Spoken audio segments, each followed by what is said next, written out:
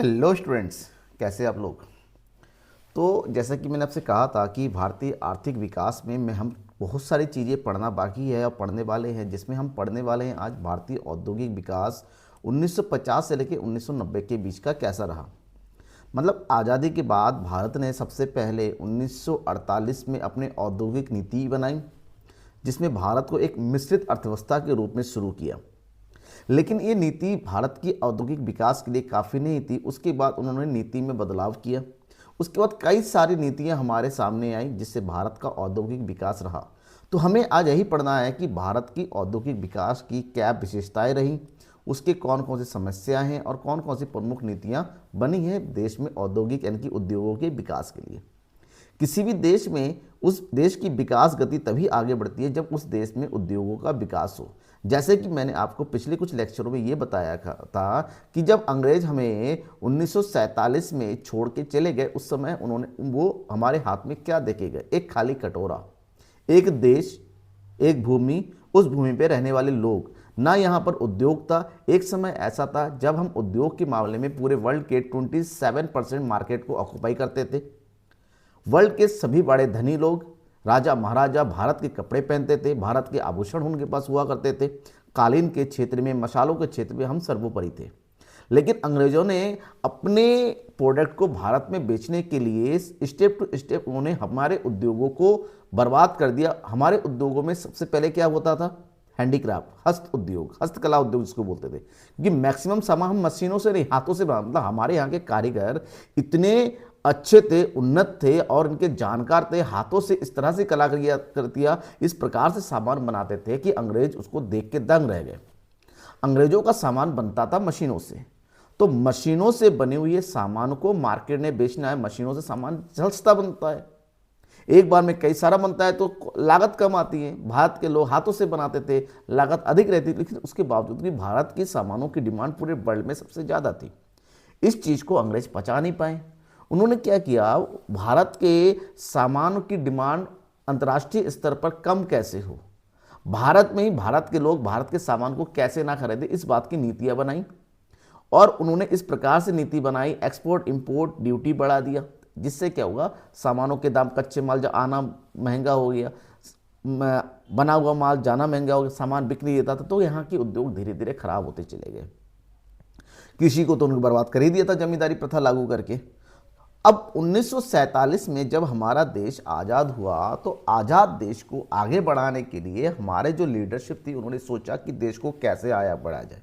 और देश के विकास के लिए सबसे अहम कड़ी है उद्योग, क्योंकि उद्योगों से ही लोगों को आय की प्राप्ति होगी, उद्योगों से ही लोगों को रोजगार प्राप्त होगा और उसी से ही लोगों की जो जीवन स्तर है उसमें सुधार होगा।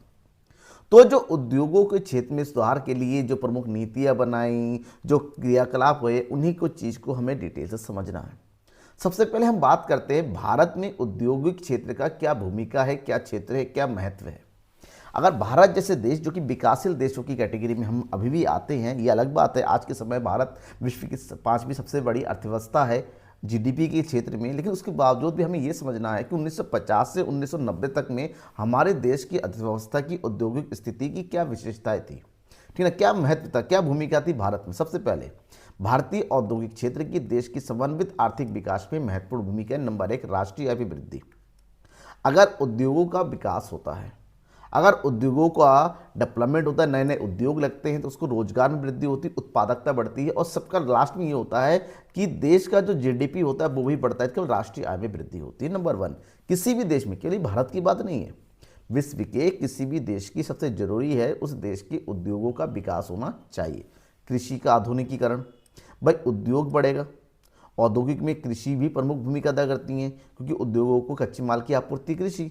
तो ऐसे में कृषि उत्पादकता को बढ़ाने के लिए कृषि का आधुनिकीकरण होना चाहिए, जैसे कृषि में मशीनी का प्रयोग होना, नए नए यंत्रों का प्रयोग होना, ट्रैक्टर है, थ्रेसर है, रोटावेटर है, हार्वेस्टर है, कई सारी चीज़ें इसमें मशीन है जिसके माध्यम से खेती को आधुनिक बनाया जा सकता है। तो खेती आधुनिक हुई। इसके अलावा पूंजी निर्माण दर में वृद्धि हुई, जनसंख्या के व्यावसायीकरण वितरण में सुधार हुआ। पहले मैक्सिमम जनसंख्या के लोग जो है कृषि में डिपेंड थे, कृषि के क्षेत्र में हर किसी को खेती करना था। क्यों? क्योंकि लोगों का सोच केवल इतना था कि इतना उगा लिया जाए, अपने पेट को पाले। लेकिन बाद में लोगों की सोच बदलती चली गई, क्योंकि लोगों के सामने रोजगार के नए नए अवसर प्राप्त होते जाए तो लोग व्यवसाय की तरफ आगे अग्रसित हुए। व्यवसाय वाली सोच उनकी आई कि नहीं, हमें आय करना, अर्जित करना है, इसका मतलब व्यावसायिक वितरण में सुधार हुआ।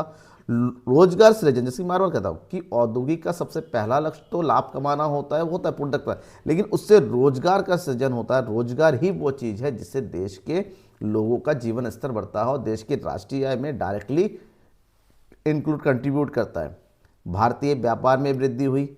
भारत ने 1948 और बाद की जितने भी 1956 में जो नीतियां बनाई उसमें उनका प्रमुख था कि ऐसे सामानों का उत्पादन करो जिससे आयात ना करना पड़े, यानी कि आयात प्रतिस्थापन को बढ़ावा दिया जाए। लेकिन उसके बावजूद भी हमारे यहाँ पर आयात किसका हुआ? मशीनों का हुआ, नई तकनीक का होना शुरू हुआ, क्योंकि उत्पादकता को बढ़ाना जरूरी नहीं है कि आधुनिक यंत्रों का प्रयोग करते आधुनिकता के साथ मॉडर्न टेक्नोलॉजी का यूज़ करना जरूरी है। ऐसे में भारतीय व्यापार में वृद्धि हुई। आयात प्रतिस्थापन को अभी मैंने बताया कि ऐसे सामानों का उत्पादन करना जिसका प्रयोग हम आयात करके करते हैं, तो आयात को कम कैसे किया जाए, उसके लिए है कि आयातित वस्तुओं को हम अपने यहाँ पर घर में उत्पादन करें।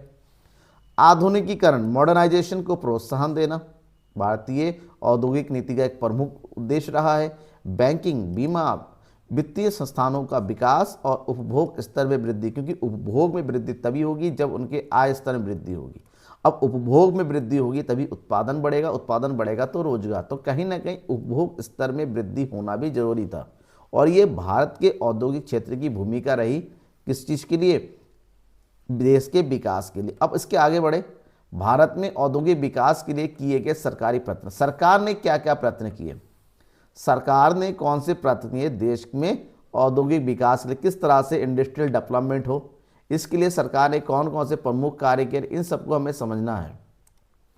तो सरकार के द्वारा जो प्रमुख प्रयास किए गए उसमें सबसे पहला प्रयास था सुस्पष्ट औद्योगिक नीति की घोषणा। जैसे कि मैंने आपको बताया कि हम आज़ाद हुए 1947 में, और देश के विकास के लिए सबसे पहला जो औद्योगिक नीति बनी 1948 में, फिर इसमें संशोधित किया गया और 1956 में नई, उसके बाद 6 और नीतियाँ आई।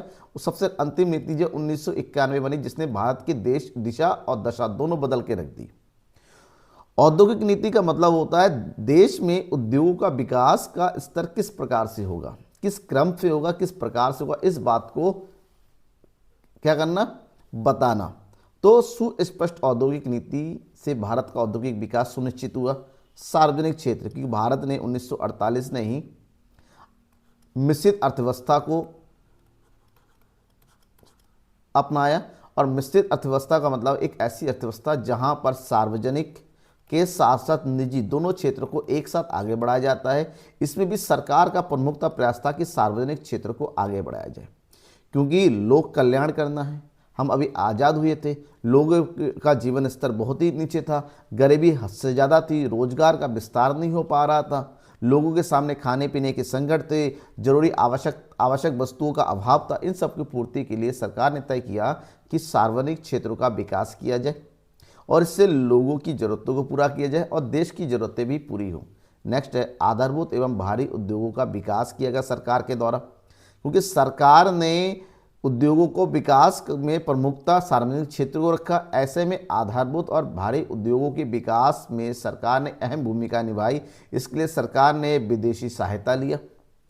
कई सारे देशों ने भारत में औद्योगिक विकास, भारी उद्योग जैसे लौह और इस्पात उद्योग, इंजीनियरिंग उद्योग, इलेक्ट्रॉनिक्स उद्योग लगाने में सहायता प्रदान की। विदेशी पूंजी एवं तकनीक की प्राप्ति, क्योंकि हमने अपनी अर्थव्यवस्था को विदेशी क्षेत्रों के लिए बंद कर दिया, लेकिन उसके बावजूद बिना विदेशी सहायता के देश का अर्थव्यवस्था नहीं चल सकती। इसके लिए सरकार आगे आई और सरकार ने विदेशी पूंजी और तकनीक की सहायता से देश का विकास किया। भारत में बहुत बड़े बड़े कारखाने लगे, आपने वेल, उसका नाम सुनूंगा, वेल, एनटीपीसी, सेल, ये सभी कहीं ना कहीं किसी न किसी तरीके से विदेशी तकनीक और विदेशी पूंजी की सहायता से स्थापित संभव हुआ, क्योंकि भारत के पास इतनी पूंजी तो थी नहीं अपने दम पर सब कुछ करे। ऐसे में विदेशी पूंजी का प्रयोग किया गया। औद्योगिक वित्त का प्रबंध किया गया। किस तरह से उद्योगों के विकास के लिए जरूरी है वित्त। वित्त का मतलब पैसा, बिना पैसे के कुछ भी नहीं हो सकता, तो सरकार ने वित्त का प्रबंध किया। उद्योगों के लिए कच्चे माल की व्यवस्था किया, चाहे उसको आयात, क्योंकि आयात और निर्यात की निजी छूट नहीं थी, सरकार के द्वारा आयात और आयात की व्यवस्था किया कि विभिन्न क्षेत्रों को उत्पादन के लिए जो भी कच्चे माल चाहिए उसकी व्यवस्था सरकार ने सुनिश्चित किया। यातायात संवाद वाहन के साधनों का विकास किया, ट्रांसपोर्ट कम्युनिकेशन के क्षेत्र में इंफ्रास्ट्रक्चर का डेवलपमेंट करना, सार्वजनिक सुरक्षा, श्रमिक कल्याण संबंधी प्रावधान किए और आयोजित औद्योगिक विकास को सुनिश्चित किया कि एक नियोजित तरीके से, योजनाबद्ध तरीके से देश का औद्योगिक विकास हो। तो ये सरकारी प्रयास ही थे जहां पर देश को इतने आगे बढ़ाने का मौका मिला। सरकार ने अपने तरफ से जी जान से प्रयास किया, तभी आज हम इस स्थिति में हैं। अगर आगे बात करते हैं 1950 से 90 में भारत के औद्योगिक विकास की आधारभूत प्रवृत्तियां एवं विचार, जो 1950 से 1990 तक सरकार ने प्रयास किए, जो उद्योगों का विकास था वो किस प्रकार से रहा, उसकी क्या विशेषताएं रही या उसमें कौन कौन से आधारभूत चीजें शामिल है। सबसे पहला नंबर 1 की बात करते हैं, औद्योगिक विकास दर। 1951 से भारत ने जब योजना को लागू किया, क्योंकि भारत, आपको मैंने पिछली क्लास में पढ़ा था, आप डिस्क्रिप्शन में देख सकते, लिंक दे रखा है पिछली क्लासेस के। भारत ने जब पंचवर्षीय योजनाओं को भारत में लागू किया सरकार ने, उसके बाद से भारत में विकास की गति बड़ी तेजी से हुई। 1951 से लेकर 1965 तक लगभग 8% की विकास दर रही। उसके बाद 1965 से लेकर 1990 के बीच ये विकास दर अप डाउन होता रहा और लगभग उसके बाद 2013 की बात करें, 13 तक तो ये विकास दर काफ़ी, कम से कम 8 से ज़्यादा, कभी 13 कभी 11 के आसपास भी पहुंची। मतलब साफ है कि योजनाओं के निर्माण से, एक सुव्यवस्थित औद्योगिक नीति से भारत की औद्योगिक विकास दर बड़ी तेजी से बढ़ी। भारत में नए नए उद्योगों की स्थापना हुई, आधारभूत उद्योग, भारी उद्योग, इलेक्ट्रॉनिक्स उद्योग, तकनीक संबंधी विकास, कई प्रकार से विकास हुआ, जिससे भारत के उद्योग एक नई स्तर तक आ पहुंचा। और 1991 की नीति के बाद तो आप सबको पता, आपके सामने है कि आज हम किस दशा में हैं, किस स्थिति में हैं। दूसरा है सकल घरेलू उत्पाद में एक ऊंची हिस्सेदारी। 1947 के समय में जब भारत आज़ाद हुआ, हमने देखा था औद्योगिक क्षेत्र का केवल और केवल जो है 18% योगदान था भारत की जीडीपी में। लेकिन औद्योगिक नीति की स्थापना के बाद 1951 से 1990 के बीच में भारत में औद्योगिक क्षेत्र की हिस्सेदारी जीडीपी में 18% से बढ़कर लगभग ये आज के टाइम में 43% के आसपास हो गया। मतलब बहुत तेजी के साथ औद्योगिक हिस्सेदारी बढ़ी, जिसमें प्रमुखता विनिर्माण, निर्माण, बिजली, गैस, जलापूर्ति प्रमुखता है। इसके अलावा आधारभूत उद्योगों में तीव्र प्रगति हुई। आधारभूत उद्योग मतलब ऐसे उद्योग जो दूसरे उद्योगों का भी मेन बेस पॉइंट है, जैसे सीमेंट उद्योग, बिना सीमेंट के घर जो है रियल एस्टेट का काम नहीं चलेगा। जैसे इस्पात, बिना इस्पात के जो है सरिया हो गया, कारखाने हो गए, लोहे का काम सब बंद हो जाएगा। इसका मतलब होता है इस्पात, सीमेंट, इंजीनियरिंग उद्योग आदि, इन सब के विकास में भी अहम भूमिका रही। मजबूत संरचनात्मक आधार। भारत में इंफ्रास्ट्रक्चर, आधारभूत संरचना का मतलब होता है इंफ्रास्ट्रक्चर के डेवलपमेंट में, जहां पर जल, विद्युत, परिवहन, संचार सेवाओं के विकास तेजी से हुआ, तेजी से विस्तार हुआ।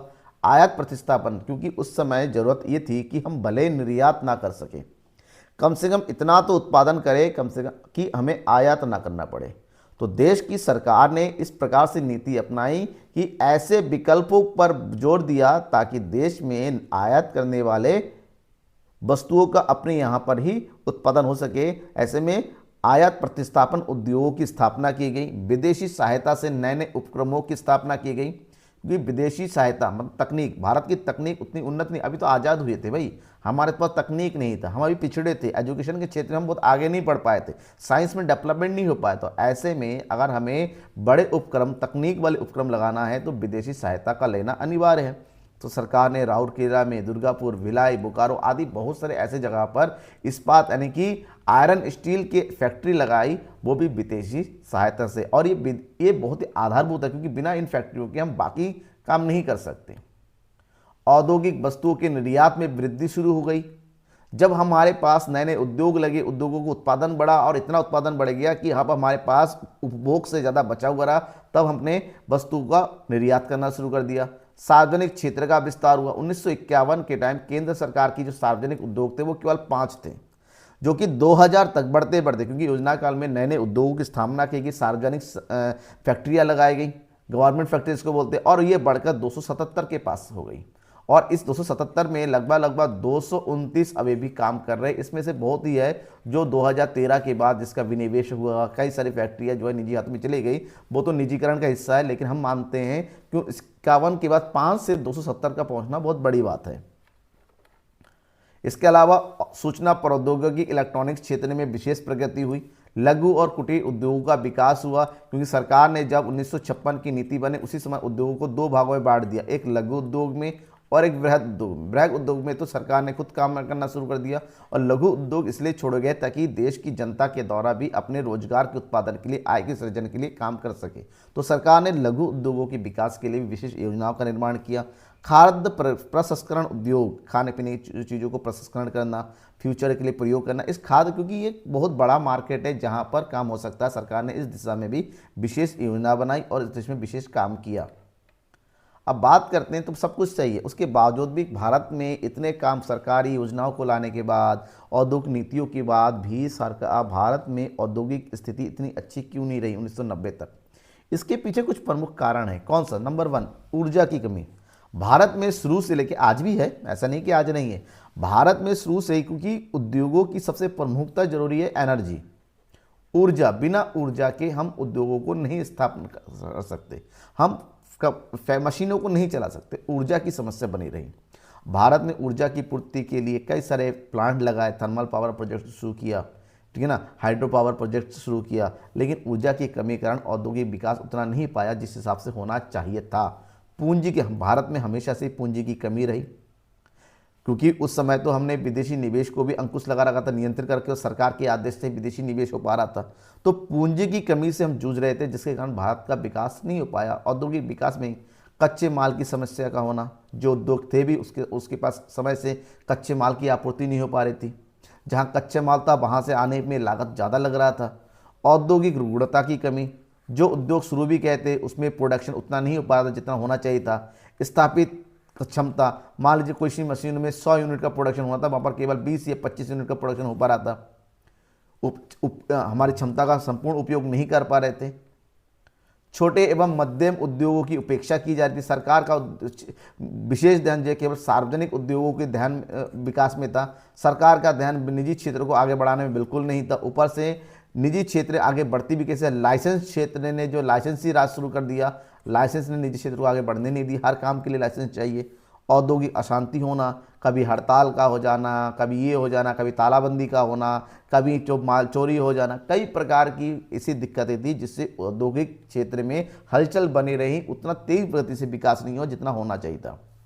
सरकारी क्षेत्र के उद्योग असफल थे, क्योंकि सरकारी क्षेत्र, सरकार ने जिस उद्देश्य के लिए सरकारी उद्योग की स्थापना की, वहाँ पर जो है विभिन्न प्रकार की परेशानियाँ शुरू हो गई। लीकेज जिसको बोलते हैं, घूसखोरी, ठीक है ना, कि सरकारी लोग काम करने के लिए तैयार नहीं थे, सबके अंदर एक प्रकार की अजीब भावना आ गई थी। सरकारी उद्योग जो है, उत्पादकता धीरे धीरे उनकी कम होने लगी, औद्योगिक वस्तुओं की लागतें बढ़ने लगी, चीज़ों के दाम बढ़ने लगे, इन्फ्लेशन बढ़ने लगा। ये सभी चीज़ें ऐसी थी जो भारत में औद्योगिक विकास की गति को कहीं ना कहीं थाम के रखी थी, मतलब रोक रखी थी, और इससे देश का विकास जितना होना चाहिए था उस समय नहीं हो पाया।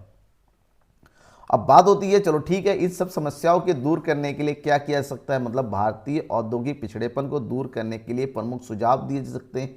कौन कौन से सुझाव हो सकते हैं, कौन कौन सी चीज़ें हो सकती हैं जिससे हम सुधार सकते हैं? नंबर 1, पूंजी उपलब्धता का सुनिश्चित करना। सरकार को चाहिए इस प्रकार की नीति बनाए ताकि देश में पूंजी अधिक से अधिक मात्रा में उपलब्ध हो सके। जैसे कि चाइना ने 1978 में किया था, अपने यहाँ पर विदेशी निवेश को बढ़ाने के लिए उन्होंने अपनी योजनाओं में बदलाव किया, और वही चीज़ उस समय सरकार को भी करना चाहिए था भारत देश की, जो कि नहीं किया, और इससे की स्थिति होगी, पूंजी की कमी के कारण औद्योगिक विकास भी थम गया। आधारभूत आर्थिक और सामाजिक संरचना का निर्माण करना, क्योंकि जब तक हम जो है उचित सुविधाएं उपलब्ध नहीं कराएंगे, एक स्ट्रॉन्ग इंफ्रास्ट्रक्चर नहीं होगा, तब तक औद्योगिक विकास भी नहीं होगा। जैसे परिवहन में कमी होना, ऊर्जा व्यवस्था ना हो पाना, बैंकिंग सेवा, कई तरह की चीज़ें होनी चाहिए जिससे उद्योगों का विकास होता है। अगर वो हम एडवांस कर देते हैं तो ऑटोमेटिक उद्योगों का भी विकास होता है। उद्यमिता का विकास, और उद्यमिता का विकास करने के लिए ट्रेनिंग की सुविधा, एजुकेशन होना चाहिए कि लोगों के अंदर उद्यमिता की भावना आनी चाहिए। लोग आजकल के बच्चे इसलिए पढ़ाई करते हैं क्योंकि उनको अच्छी नौकरी चाहिए, कोई इसलिए पढ़ाई नहीं कर, बड़ी बहुत ही कम लोग ऐसे होते हैं, अगर 100 बच्चे पढ़ाई कर रहे हैं उसमें से 2 या 3 बच्चे ऐसे होते हैं जिनकी इच्छा होती है कि मैं एक अच्छा बिजनेसमैन बनूंगा, जिनके अंदर नई सोच आती है, बिजनेस शुरू करता है। बाकी सभी लोग जो है नौकरी करने के नहीं, गुलामी की आदत नहीं गई। तो जब तक उद्यमिता का विकास नहीं होगा तब तक औद्योगिक पिछड़ापन बना रहेगा। आधुनिक मॉडर्नाइजेशन, विश्व के साथ जुड़ के कंधे से कंधा मिला के आगे बढ़ना पड़ेगा। उसके लिए आधुनिक और मॉडर्न टेक्नोलॉजी को अडॉप्ट करना पड़ेगा। वित्तीय और बैंकिंग संरचना का विकास करना पड़ेगा और विकास करने के साथ साथ उनको मजबूत भी करना होगा ताकि हम जो है एक मजबूत बैंकिंग डेवलपमेंट कर सके। मानवीय पूंजी के निर्माण करना, केवल लोगों को पढ़ाना लिखाना ही नहीं, उनको अच्छी ट्रेनिंग करके काम के लायक बनाना जरूरी है। इसको बोलते हैं मानव पूंजी। उनकी स्किल को डेवलप करना, उनको नए अंदाज में काम सिखाना। इस बात की रुग्ण इकाइयाँ, जो भी इकाइयाँ सरकारी इकाइयाँ खराब हो गई, जो जिसमें हानि, उन सबको पुनर्स्थापना करना, उनको दोबारा से सही तरीके से काम पे लगाना ताकि उत्पादकता को बढ़ाया जा सके।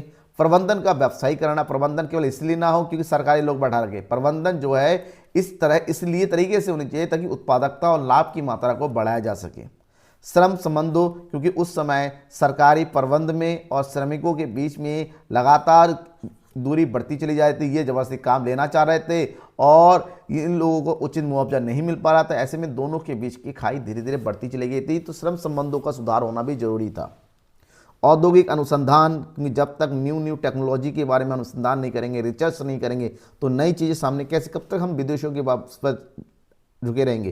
तो अनुसंधान का होना भी औद्योगिक विकास को सुनिश्चित करता है। तो ये सभी उपाय अगर अपनाए जाते टाइम से तो हम औद्योगिक क्षेत्र में कई आगे बढ़ जाते। बात है स्वतंत्रता प्राप्ति के पश्चात भारत की औद्योगिक नीति कैसी रही। स्वतंत्र प्राप्ति के बाद ही भारत ने अपनी औद्योगिक नीति को आगे बढ़ाना शुरू कर दिया।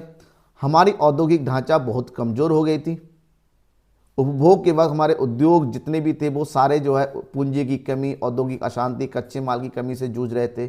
ऐसे में दिसंबर 1947 में औद्योगिक वातावरण की अनिश्चितता को दूर करने के लिए सरकार ने एक औद्योगिक सम्मेलन का आयोजन किया और उस सम्मेलन में ये तय किया कि हम जो मिश्रित अर्थव्यवस्था के रूप में आगे बढ़ेंगे। और सबसे पहला 1948 में एक नीति की घोषणा की गई और इसके बाद भारत में 6 अलग अलग प्रकार की औद्योगिक नीति के बारे में बताया गया। सबसे पहला औद्योगिक नीति 1948, औद्योगिक 1956। वास्तव में ये दोनों नीति सबसे पहले देश में औद्योगिक सुधार के लिए काम किए, पहला और दूसरा।